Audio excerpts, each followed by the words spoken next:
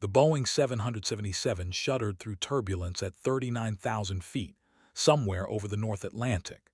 In Seat 24C, Commander Vivian Ghost Reyes stirred from restless sleep, her weathered hands instinctively gripping the armrest. The commercial airliner's engines hummed their familiar lullaby, but something felt wrong. After 18 years flying everything from Hornets to Ospreys, she could sense distress in an aircraft's voice before the crew knew it themselves. "Ladies and gentlemen, this is Captain Morrison speaking." The intercom crackled with barely controlled tension. "We're experiencing some technical difficulties and are requesting any qualified pilots aboard to identify themselves to the flight crew immediately." Vivian's dark eyes snapped fully open. Around her, passengers shifted nervously, whispering among themselves. A businessman in 24B chuckled darkly. "Technical difficulties. That's pilot speak for we're screwed." The woman beside him clutched her rosary, lips moving in silent prayer.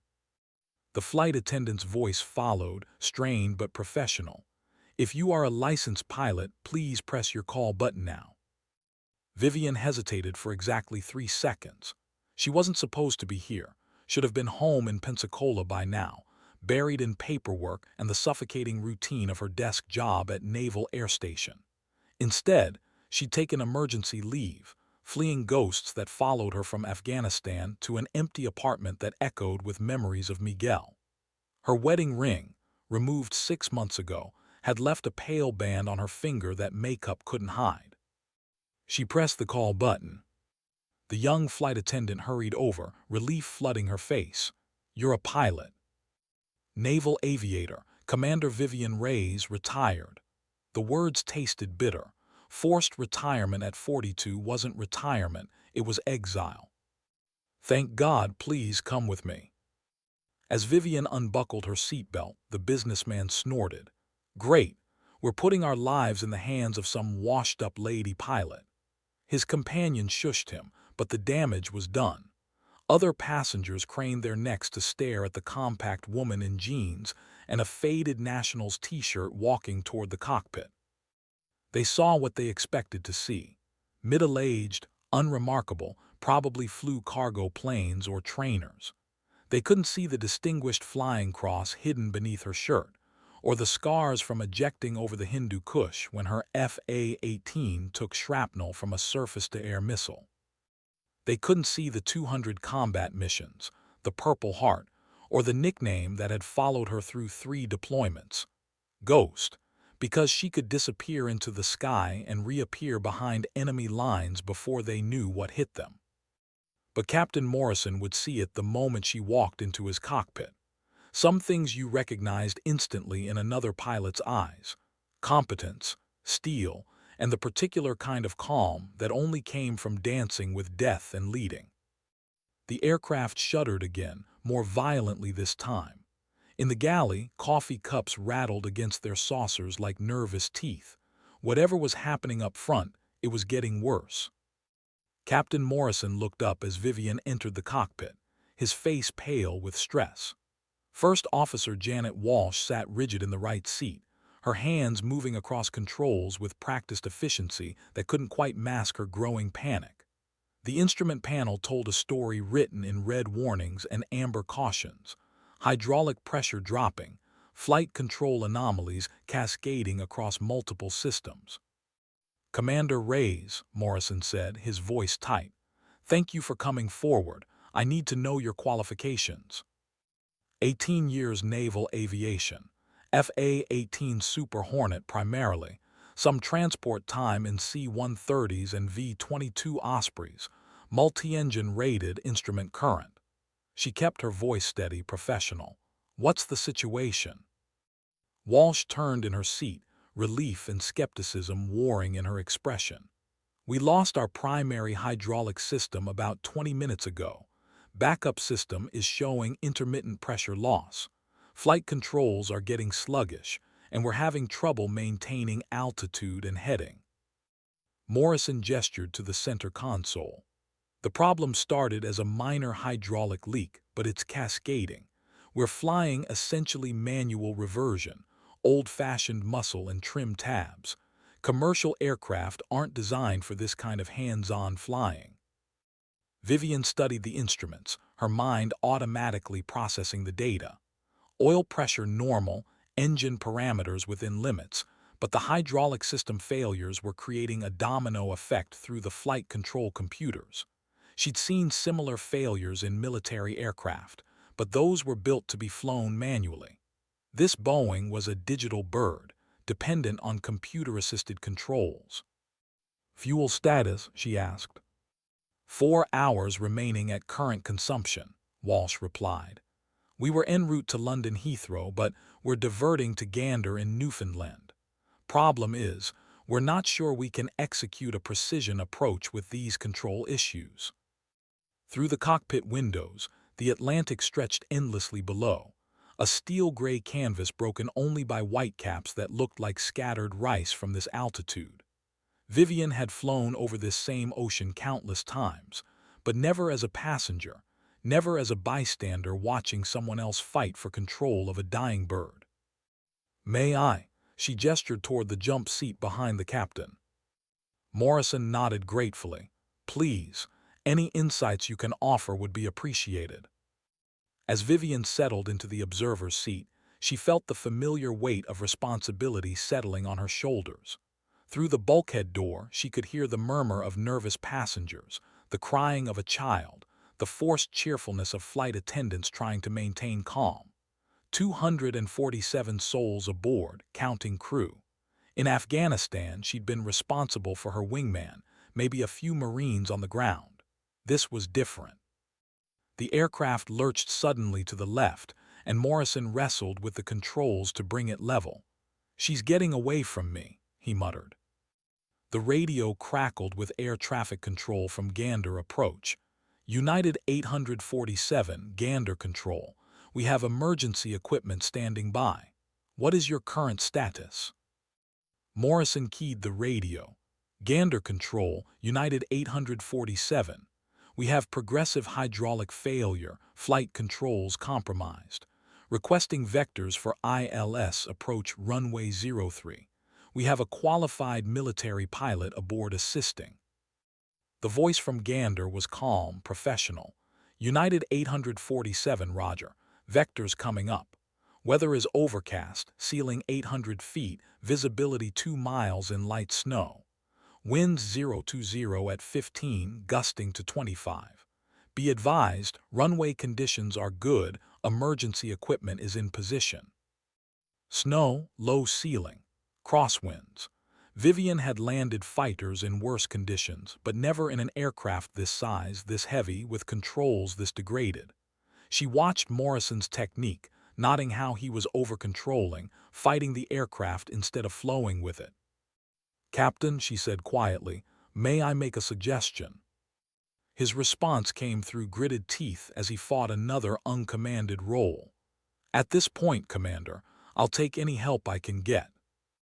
Try flying it like a glider.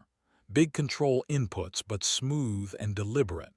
Let the aircraft settle between corrections instead of chasing every little movement. Morrison nodded, forcing his shoulders to relax. His next control input was more measured, and the aircraft responded better. Walsh looked back at Vivian with something approaching gratitude. Outside, the first wisps of cloud began streaming past the cockpit windows. The descent into Gander's weather began 40 miles out, the aircraft dropping through layers of cloud that wrapped around them like gray cotton.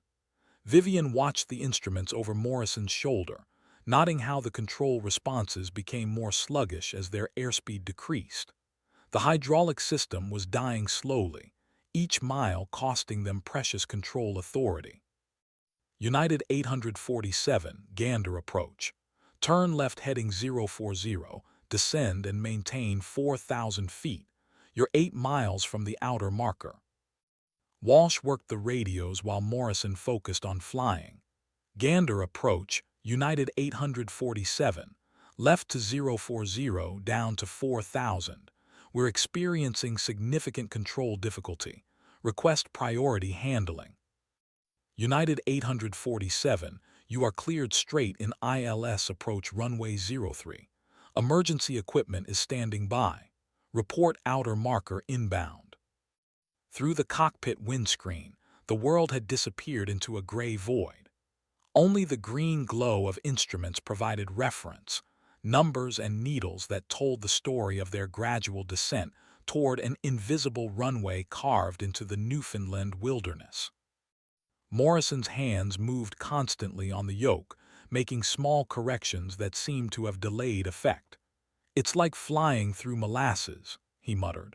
"Control inputs take forever to register." Vivian studied his technique, remembering her own experience with battle-damaged aircraft. "Captain, try leading your corrections. Think 2 moves ahead like chess. The aircraft will catch up to your inputs." She thought about the passengers behind them, probably watching their phones for any update on their situation. Some would be texting loved ones, others praying, a few probably demanding answers from the flight attendants who had none to give. In her military career, the people depending on her success had been professionals who understood the risks they'd signed up for. These were civilians, business travelers, families going on vacation, students heading to university. They'd bought tickets trusting that commercial aviation was the safest form of travel, never imagining they'd find themselves depending on the skills of a washed-up female pilot they'd never heard of. The outer marker beacon chimed and Walsh called it in. "Gander approach, United 847 outer marker inbound, runway 03 in sight." "Negative, runway not in sight." "United 847, you are cleared to land runway 03. Surface winds 025 at 20, gusting 28. Emergency equipment is standing by." Morrison began the final approach, airspeed decreasing through 160 knots. The aircraft's response to control inputs became increasingly mushy, like trying to steer a car with power steering failure. Through the swirling snow and low clouds, runway lights began to emerge, twin lines of white light stretching into the distance, bracketed by red lights marking the runway threshold. "There's the runway," Walsh called out. "I see it," Morrison replied, but his voice carried doubt. The approach angle looked wrong, the aircraft drifting left of centerline despite his corrections. Vivian leaned forward. "Captain, you're fighting a crosswind from the right. Crab into it, then kick out the drift just before touchdown." "Roger." Morrison applied right rudder, angling the aircraft's nose into the wind while maintaining his approach path. The runway grew larger in the windscreen, white lines and approach lights creating a tunnel of illumination through the snow. At 200 feet above the ground, everything started to go wrong at once. The remaining hydraulic pressure dropped to 0, and the flight controls went completely manual. Morrison pulled back on the yoke, but the aircraft barely responded. They were sinking fast, the ground rushing up through the snow and darkness. "We're too low," Walsh called out, her voice sharp with alarm. Morrison applied power, but the aircraft's response was sluggish. The runway threshold lights flashed beneath them, dangerously close. They were going to hit short. "Go around," Walsh shouted. "Negative," Morrison replied through clenched teeth. "We won't get another chance with these controls." Vivian made a split-second decision that would haunt her for the rest of her life, or for the next 30 seconds, whichever came first.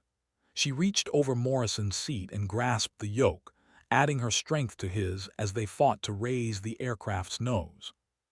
"Pull," she commanded, her voice carrying the authority of 18 years commanding aircraft in combat. "Pull now." Together, they hauled back on the controls. The Boeing's nose came up slowly, the main gear clearing the runway threshold by mere feet. Snow swirled around them as they crossed into ground effect, the aircraft finally responding to their desperate inputs. But they were coming in too fast and too steep. The runway rushed toward them like a concrete river, and Vivian knew that even if they survived the landing, stopping this massive aircraft with minimal brakes would be another kind of nightmare entirely. The main landing gear struck the runway with a bone-jarring impact that rattled every rivet in the airframe. Morrison and Vivian worked together on the yoke, keeping the nose gear off the runway as long as possible while Walsh deployed the speed brakes and reverse thrust. The aircraft bounced once, twice, then settled onto all three gear with a grinding thud that could be heard throughout the cabin. "Brakes, brakes, brakes," Morrison called out, but they all knew the truth. With no hydraulic pressure, they had only emergency backup braking, and it wouldn't be enough to stop a 777 landing at this speed. The runway lights streaked past the cockpit windows in a blur of white and amber. Through the snow, Vivian could see the far end of the runway approaching, and beyond it, the lights of emergency vehicles waiting for an outcome none of them could predict. "We're not going to make it," Walsh said, her voice steady despite the circumstances. Vivian studied the aircraft systems one more time, looking for anything they might have missed. Then she remembered something from her transport training, a technique used in short-field landings that most commercial pilots never learned because they never needed it. "Captain, try differential braking. Tap the rudder pedals individually instead of applying steady pressure. It might give us more bite." Morrison nodded and began working the rudder pedals in short, sharp applications. The technique created a pulsing brake action that seemed to grab better than steady pressure. The aircraft began to slow more noticeably, but the runway end marker was still approaching too fast. "Gander Tower, United 847 is down and rolling long. Emergency equipment, please stand by." "United 847, Gander Tower. We have you in sight. Emergency equipment is moving."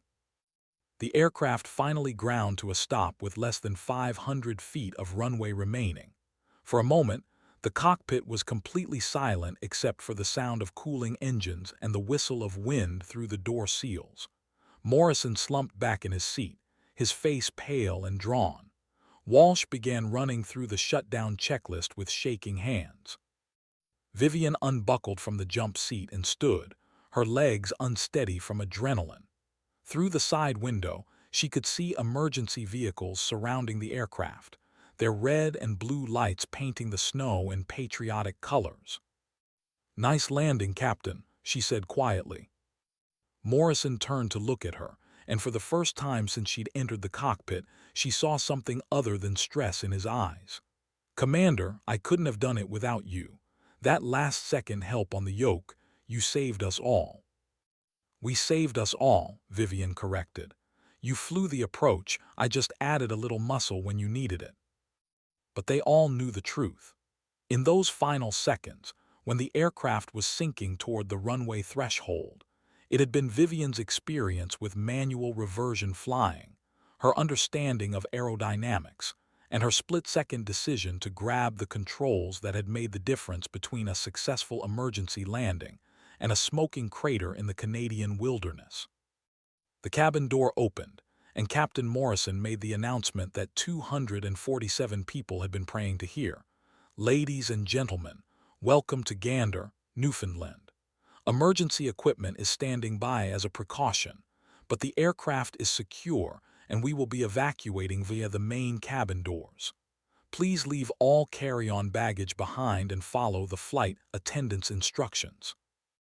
As passengers began filing off the aircraft, Vivian gathered her few belongings from seat 24C. The businessman who had mocked her earlier avoided eye contact as she passed, but an elderly woman in the aisle seat reached out to touch her arm. "Thank you," the woman said simply. "My granddaughter is getting married next weekend. I'm going to get to see it because of what you did up there." Vivian nodded, not trusting her voice. She made her way toward the exit where Captain Morrison was waiting. "Commander," he said, extending his hand. "I don't know what your story is or why you were on this flight, but I'm grateful you were. You've got a standing invitation to visit our crew base anytime. Hell, I'd recommend you for hire if I thought United could afford you." Vivian shook his hand. "Thank you, Captain. It was an honor to fly with you." As she walked down the aircraft stairs into the Canadian snow, emergency personnel rushed past her toward the aircraft. The terminal building loomed ahead, warm and bright against the darkness, filled with ground staff preparing to process 247 unexpected arrivals. But for Vivian, the emergency was over. She was just another passenger again, another middle-aged woman in jeans and a t-shirt, invisible in the crowd of survivors grateful to be alive. Inside the terminal, passengers clustered around television screens showing early news reports of their emergency landing. United Flight 847 landed safely in Gander tonight after experiencing mechanical difficulties, the anchor reported. All passengers and crew are reported safe, thanks to the quick thinking of the flight crew and the assistance of a qualified pilot who happened to be aboard. A qualified pilot who happened to be aboard. The reporter didn't mention her name, her service record, or her call sign. Ghost had lived up to her nickname once again, invisible, effective, and forgotten as soon as the mission was complete. Vivian found a quiet corner of the terminal and called her sister in Florida. "Elena, it's Vive. I'm going to be late getting home. My flight had some complications." "Are you okay? You sound tired." "I'm fine, better than fine, actually. I'll call you when I know more about rebooking." She hung up and walked to the terminal windows, looking out at the aircraft sitting under the emergency lights. Ground crews were already beginning their inspection, looking for the source of the hydraulic failures that had nearly killed them all. Tomorrow, investigators would arrive to document every detail of the emergency. Engineers would write reports. Airlines would issue safety bulletins.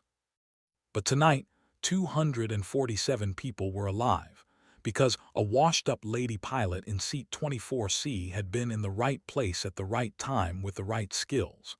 Some of them would never know how close they'd come to disaster. Others would spend the rest of their lives grateful for the few seconds when experience and instinct had overcome fear and uncertainty. Vivian touched her left ring finger, where the pale band from her wedding ring was finally beginning to fade. Miguel would have been proud of tonight. He'd always said she was the best pilot he knew, even when the Navy brass couldn't see past her gender and her size to recognize her abilities. For the first time in months, she felt like herself again. Not the bitter, forced retiree drowning in paperwork and regret, but Commander Vivian Ghost, Ray's naval aviator, call sign earned through competence and courage in the face of the impossible. The terminal was filling with passengers from other flights, delayed or diverted by the weather. Families reuniting, business travelers checking their phones, the eternal dance of modern aviation.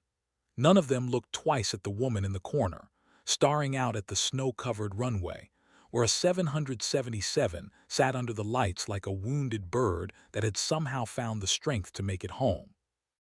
Ghost smiled for the first time in 6 months. Tomorrow she would fly back to Pensacola, back to her empty apartment and her desk job. But tonight, she had remembered what it felt like to be a pilot again. Not just someone who flew aircraft, but someone who could take a dying bird and coax it safely to Earth. Someone whose hands could steady when lives hung in the balance. The snow continued to fall outside the terminal windows, covering the aircraft in a blanket of white. Soon, the emergency would be just another story, another report in the files of aviation safety. But for Vivian, it was something else entirely, proof that the best parts of herself weren't lost, just waiting for the right moment to emerge from the clouds and find their way home.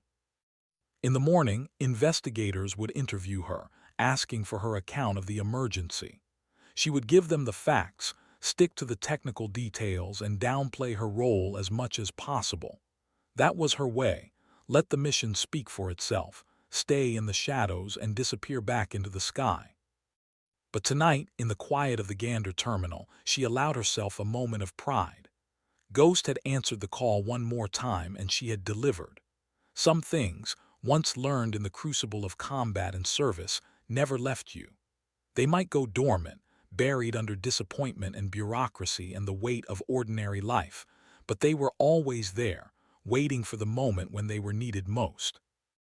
Outside, the emergency lights continued to illuminate the aircraft that had carried them all safely through the storm. Inside the terminal, Passengers settled in for a long night of rebooking and waiting, grateful to be alive and on solid ground. And in the corner by the window, a retired naval aviator named Ghost watched the snow fall and remembered what it meant to fly.